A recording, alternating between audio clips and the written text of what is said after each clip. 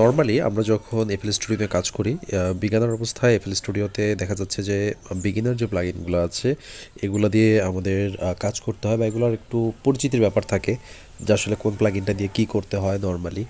So একদম যারা নতুন আছেন, যারা সফটওয়্যারে একদম তাদের জন্য আমি কিছু বেসিক মিক্সিং প্লাগইনের ইন্টারফেস পরিচিতি করাচ্ছি এবং একটা বেসিক আপনাদেরকে প্যারামিটার সেট করে দিচ্ছি যে যেভাবে আপনারা আসলে মিক্সিংটা করতে পারেন, ঠিক আছে? সো আমরা যদি নর্মালি একটা ভোকাল মিক্স করতে যাই তার জন্য আমাদেরকে যে জিনিসটা করতে হয় সেটা হচ্ছে প্রথমত অটোটিউন করার জন্য আমাদের যে প্লাগইনটা প্রয়োজন হয় এফএল স্টুডিওর মধ্যেই যেটা দেওয়া আছে সেই প্লাগইনের নাম হচ্ছে পিচার। পিচার হচ্ছে সেই প্লাগইন যেটা দিয়ে আমরা অটোটিউন করি। সো নর্মালি এখানে দেখতে পারেন যে পিচার যদি আপনি ফলো করেন, পিচারের মধ্যে এখানে আমাদের স্কেল সিলেক্ট করার একটা অপশন আছে। এখানে আমরা মেজর মাইনর সিলেক্ট করতে পারি যে আমাদের যে গানটা কোন স্কেলে, এবং এখান থেকে আমাদের যে নোটটা সেটা সিলেক্ট করে দেওয়া যায় যে এটা কোন স্কেলের আন্ডারে, এটা কি C major, D major, E minor, F minor, কোনটা সেটা। সো আপনি যখন এখানে কোনো একটা স্পেসিফিক স্কেল সিলেক্ট করে দিবেন, যেমন আমি ধরেন এফ মেজর সিলেক্ট করছি, তো আপনি এখানে দেখতে পাচ্ছেন যে একগুলো নোট হাইলাইট করা আসছে, C D E F G A sharp. এগুলো হচ্ছে এই স্কেলের আন্ডারের যে কর্ডগুলোর মধ্যে বা যে নোটগুলো আপনার মানে গান পসিবিলিটি আছে হিট করার। এবং এর নিচে যে জিনিসটা দেখতে পাচ্ছেন এটা হচ্ছে ফাস্ট, মিডিয়াম, স্লো। এটা হচ্ছে কি পরিমাণ অটোটিউন আপনি রাখতে চাচ্ছেন সেইটা এখান থেকে আপনি সেট করে দিতে পারেন। আপনার জেন্ডার যদি মেল হয় আপনি মেল দিয়ে দিবেন, যদি জেন্ডার ফিমেল হয় ফিমেল দিয়ে দিবেন, যদি ভোকালের জেন্ডার যেটা সেই অনুযায়ী। সো দেখা যাচ্ছে মেল এবং ফিমেলের জেন্ডারের মধ্যে ডিফারেন্ট ডিফারেন্ট ফ্রিকোয়েন্সি থাকে। সো সেটা সফটওয়্যারটা সেই ভোকালকে সেভাবে ট্রিট করে কাজটা করবে। তখন আপনার ভোকালের যে মানে অটোটিউনটা সেটা যতটুকু সম্ভব কারেক্ট হবে আর কি। দেন যে জিনিসটা আছে সেটা হচ্ছে ফাইন টিউনটা হচ্ছে আপনার এটাও একটা পরিমাণ আর কি, কী পরিমাণ ভোকাল আপনি রাখতেছেন। এটা নর্মালি জিরোতে থাকে, এটা আপনি প্লাস এবং মাইনাস দিকে মানে উভয় দিকেই বাড়িয়ে দেখবেন যে কীরকম আপনার শুনতে ভালো লাগছে কোনটা। এখন এরপরেও দেখা যাচ্ছে যে কোনো একটা স্পেসিফিক নোটে আপনি গান গেয়েছেন, যে নোটটা হয়তো বা যদি দেখেছেন যে ব্ল্যাঙ্ক কোনো নোটে হিট করছে, তাহলে মানে আপনি যদি মনে করেন যে কোনো একটা ব্ল্যাঙ্ক নোট আপনি এখান থেকে অন করে দিবেন, তাহলে জাস্ট আপনি ওই নোটের উপরে ক্লিক করে দিবেন, তাহলে নোটটা মার্ক হয়ে যাবে, সেটা থাকবে। মানে আপনি যদি দিতে চাচ্ছেন কোনো একটা স্পেসিফিক নোট সেটা। তারপরে দেখা যায় যে আমাদের যেটা করতে হয় নর্মালি অটোটিউনের পরে ইকুয়ালাইজ করতে হয়। সো ইকুয়ালাইজের জন্য এখানে ফ্রুটি প্যারামেট্রিক ইকুয়ালাইজার 1 এবং ফ্রুটি প্যারামেট্রিক ইকুয়ালাইজার 2 দুটো জিনিস দেওয়া আছে, ঠিক আছে? সো ফ্রুটি প্যারামেট্রিক ইকুয়ালাইজার 1 যেটা আছে এটা নর্মালি একটা অ্যানালগ ইকুয়ালাইজার। এখানে একগুলা নব দেখতে পাচ্ছেন আপনারা, টোটাল হচ্ছে 7টা নব আছে। এই 7টা নব আপনার এই মিউজিকের টোটাল যে ফ্রিকোয়েন্সি, এখানে যে 7টা পয়েন্ট আপনি দেখতে পাচ্ছেন, এই 7টা পয়েন্টেই 7টা নব বলতে পারেন, মানে 7টা পয়েন্টার দেওয়া আছে। এটাকে আপনি ম্যানুয়ালি করতে পারেন, তবে ফ্রুটি প্যারামেট্রিক ইকুয়ালাইজার এখন আর খুব একটা ইউজ হয় না। এখন সবাই ইকিউ টুটা ইউজ করে, কারণটা হচ্ছে এখানে আপনি ফ্রিকোয়েন্সি দেখতে পাচ্ছেন যেটা আপনি ওখানে দেখতে পাচ্ছেন না। সো একটা জিনিস দেখে করাটা আসলে অনেক ইজি না দেখে করার চেয়ে, ঠিক আছে? সো এরপরে যেটা আছে সেটা হচ্ছে যে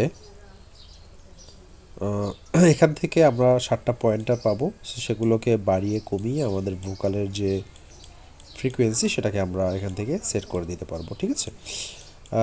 এখান থেকে আপনার হচ্ছে দেখা গেল যে নর্মালি ভোকাল মিক্সিংয়ের জন্য দেখা যাচ্ছে এরকম একটা আপনার শেলফ কাজ করে।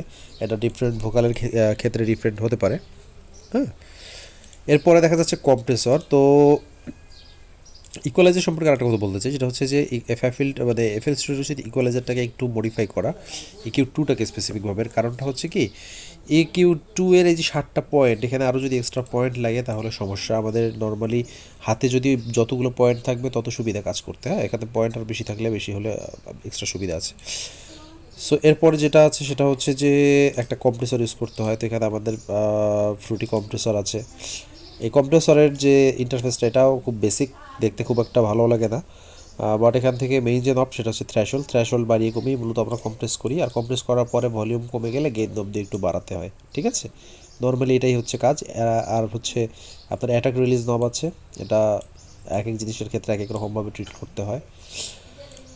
এরপরে আমরা যদি কোনো প্লাগইন নিয়ে কাজ করতে চাই, স্পেসিফিকভাবে বলতে গেলে সেই প্লাগইনটা হচ্ছে ধরুন fruity soft clipper, fruity multiband compressor. যদি ভোকালকে মাল্টিব্যান্ড বা যে কোনো ইনস্ট্রুমেন্টকে মাল্টিব্যান্ড কম্প্রেসর দিয়ে কোনো একটা স্পেসিফিক ফ্রিকোয়েন্সির কম্প্রেস করতে হয়, দেন সেক্ষেত্রে multiband compressor is a good option. এখানে তিনটা ডিফারেন্ট ফ্রিকোয়েন্সি পাওয়া যাচ্ছে, low, high and mid. So low and high and mid frequency দিয়ে আপনি হচ্ছে এই টোটাল ওভারঅল যে কম্প্রেসটা আছে সেটা করতে পারবেন। এটা আসলে অনেক হ্যান্ডি, হ্যাঁ, কম্প্রেসিংয়ের ক্ষেত্রে আর কি এই টুলটা অনেক হ্যান্ডি। এটাকে আমরা যেমন মেইন কম্প্রেসর দিয়ে টোটাল জিনিসটাকে একসাথে কম্প্রেস করলাম, মাল্টিব্যান্ড কম্প্রেসর দিয়ে আমরা যেটা করব সেটা হচ্ছে যে একটা ইন্ডিভিজুয়াল ফ্রিকোয়েন্সি কম্প্রেস করতে পারবো। এখানে লোয়ার ফ্রিকোয়েন্সি শুধু কম্প্রেস হবে, এখানে মিড ব্যান্ড কম্প্রেস হবে, এখানে হাই ব্যান্ড কম্প্রেস হবে। এরপরে একটা জিনিস আছে, সেটা হচ্ছে যে ফ্রুটি কোরাস আছে, ঠিক আছে। ফ্রুটি কোরাস হচ্ছে আপনার যদি ভোকালে কোরাসের প্রয়োজন হয় তাহলে এই ফ্রুটি কোরাস, কোরাস বলতে কি বোঝায়, দুই তিনটা ভোকাল যদি মানে এমন হয়, নর্মালি আমরা কোরাস রেকর্ড যখন করি তখন করি সেটা হচ্ছে যে নর্মালি দুই তিনবার বা চারবার পাঁচবার যতবারই প্রয়োজন সেটা ম্যানুয়ালি গেয়ে রেকর্ড করা হয়। কিন্তু যদি কোনো কারণে আপনার একটাই ভোকাল থাকে যেটাকে আপনি কোরাস করতে চাচ্ছেন, তাহলে দেখা গেল যে এইটা দিয়েই কাজ চালিয়ে নেওয়া যায়, বেসিক একটা কাজ চালিয়ে নেওয়া যায়, মানে একটা কোরাস ইফেক্ট দেয়। সেক্ষেত্রে আপনার ভোকালটাকে মনে হচ্ছে যে কয়েকটা ডিফারেন্ট ডিফারেন্ট ভোকালে শোনাবে এইটা প্লাগ ইন ইউজ করলে। ঠিক আছে, এখানে প্রিসেট আছে, প্রিসেটগুলো চেক করতে পারেন যে ফ্যাট ক্লিন, ফ্রিট্রো, light, high frequency, low enhance, এগুলো এই প্রিসেট ইউজ করলেই মূলত এটা অ্যানাফ। এরপরে যদি আসি, এরপরে আমরা দেখতে পারি এখানে হচ্ছে ফ্রুটি স্টুডিও ইনহ্যান্সার আছে। এই প্লাগইনটা খুব একটা ভালো প্লাগইন। যদি আপনার কোনো একটা মনো সিগন্যালকে বা একটা মনো ভোকালকে যদি আপনার মাইক্রোফোনের দুই সাইডেই আলাদাভাবে স্টেরিও করার প্রয়োজন হয়, সেক্ষেত্রে আপনি এটা দিয়ে স্টেরিও করতে পারেন। সেক্ষেত্রে এটা যেটা করে সেটা হচ্ছে একটা অডিওকে স্লাইটলি টাইমিং মানে একটু আগিয়ে একটু পিছিয়ে দুই আপনার হেডফোনের দুই সাইডেই সেন্ড করে। তো সেক্ষেত্রে দেখা যায় যে আপনার একটা স্টেরিও ইফেক্ট ক্রিয়েট হয়। সো তখন এটা শুনতে মানে মনে হয় যে মনো সাউন্ডটা স্টেরিও হয়ে গেছে, ঠিক আছে। এটা একটা আর কি কৃত্রিম স্টেরিও বানানোর আর কি প্লাগ ইন ফ্রুটি স্টেরিও, তো এগুলো মূলত ভোকাল মিক্সিংয়ের প্রয়োজন হয়, ঠিক আছে। এরপরে আরেকটা সবচেয়ে ভালো যে প্লাগ ইনটা আছে সেটা হচ্ছে আমাদের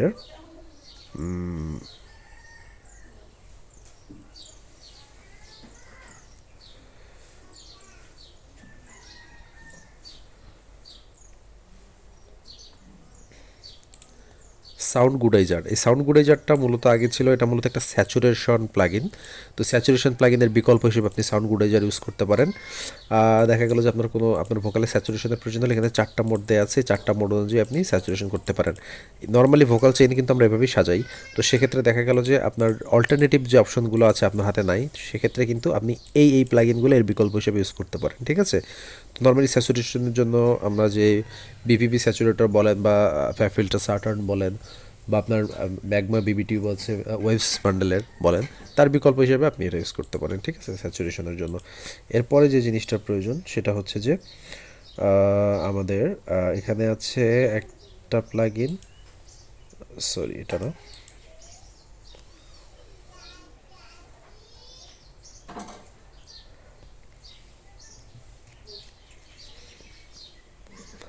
ফ্রুটি সফট ক্লিপার। আপনার যদি কোনো কিছুর কোনো ভলিউম আপনার বাড়াতে মানে বাড়ানোর দরকার পড়ে, সেক্ষেত্রে আপনি একটা সফট ক্লিপার ইউজ করতে পারেন, ঠিক আছে। এটা দিয়ে আপনি যে কোনো ইনস্ট্রুমেন্টের ভোকাল বাড়াতে পারেন। ভোকাল বাড়ানোর দুটো ওয়ে আছে, আপনি সফট ক্লিপার ইউজ করতে পারেন অথবা আপনি কিন্তু একটা হচ্ছে লিমিটার ইউজ করতে পারেন। সো সফট ক্লিপার দিয়ে ভোকাল বাড়ানোটা মূলত একক্ষেত্রে সেক্ষেত্রে ভোকালের আপনার পিকগুলোকে সফট ক্লিপার কাট করে। তো এটা একটা ওয়ে, এখান থেকে আপনি থ্রেশহোল্ড দিয়ে আপনি ভোকালের ভলিউম বাড়াতে পারেন। এটা পোস্ট, এখান থেকে থ্রেশহোল্ড দিয়ে আপনি এটা এক ধরনের কম্প্রেসরের মতো আর কি, এটা একটু কম্প্রেস করে কাট করে পোস্ট থেকে আপনি আবার সেটার ভলিউমটা আপ করে দিতে পারেন, ঠিক আছে।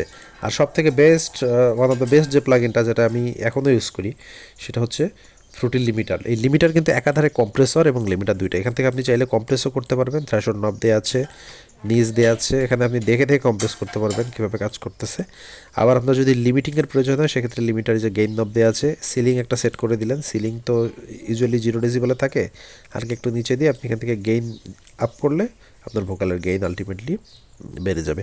সো মোটামুটি একটা ভোকাল চেইনের মধ্যে এই মানে প্লাগইনগুলো দিয়ে আপনি ডিফল্ট প্লাগইনগুলো দিয়ে খুব সুন্দরভাবে ভোকাল সেট আপ করতে পারেন, বা জাস্ট যদি জানেন কোন প্লাগইনটা কী কাজ করে। ঠিক আছে?